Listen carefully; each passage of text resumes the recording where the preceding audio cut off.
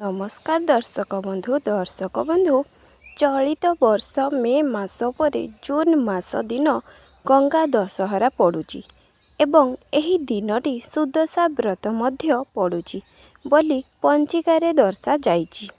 एही व्रतटी को प्रत्येक विवाहिता महिला माने आग्रहर सहित करिबा पई अपेक्षा करिथांती। समस्ते सबु निष्ठार सह व्रतटी को पालन करिथांती। चलित वर्ष एही व्रतटी जून मास 5 तारिख रे पड़ुची। एही व्रतटी को ओडिया मास हिसाब रे प्रथम बोली कहा जाइछि। जदि वर्षर प्रति मासरे सुदशा व्रत पड़िबो तेबे मध्य एहाकू प्रत्येक नारी माने खुशी रे करिवे। ज्येष्ठ मास शुक्ल पक्ष दशमी गुरुवार पड़ुची एवं एही दिन गंगा दशहरा मध्य पड़ुची। तेणु एही दिनटी केते भल दिन अटे। एही दिन आपण माने दिन सारा माँ को पूजा करि पारिबे।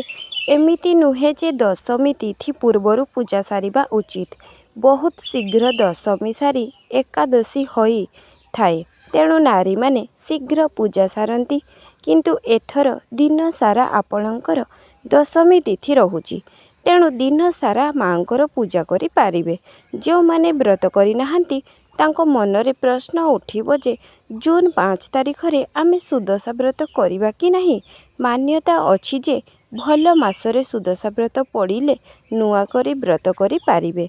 जेमिति कि ज्येष्ठ मास, माघ मास, मार्गशीर मास, फाल्गुन मासरे जदि सुदशा व्रत पड़िबो तेबे नुआ करी व्रत करि पारिबे। जदि पांजिकारे लेखा जाई थाए जे नुआ व्रतधारी व्रत करि पारिबे ताहले जाई सेही दिन रे मध्य करि पारिबे। देखंतु एथर ज्येष्ठ मास शुक्ल पक्ष अछि। आपणक दशमी तिथि मध्य राति पर्यंत रहुची ताहले बहुत शुभ होई थाए।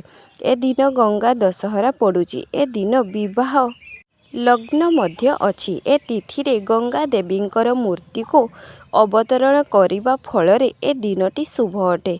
ए सबु शुभ कर्म करिबा पई पंजिकारे लेखा जाइछि। किंतु व्रतधारी माने नुआ करी आरंभ करिवे बोली लेखा जाई नाही। लेखा जाई नथिबारु आपण माने नुआ करी व्रत ए दिन करि पारिबे। जदि आपण माने करिबाकू चाहुचंती तेबे आपण पुरोहितंकु पचारि पारिबे। किंतु पंजिका अनुसारे आपण माने नुआ करी व्रत करि पारिबे नाही। तेबे दर्शक बंधु आशा करिछि वीडियोटी निश्चय भले लागिबो। वीडियोटी भले लागिथिले गोटिए लाइक सब्सक्राइब निहाती करिवे। जय जगन्नाथ।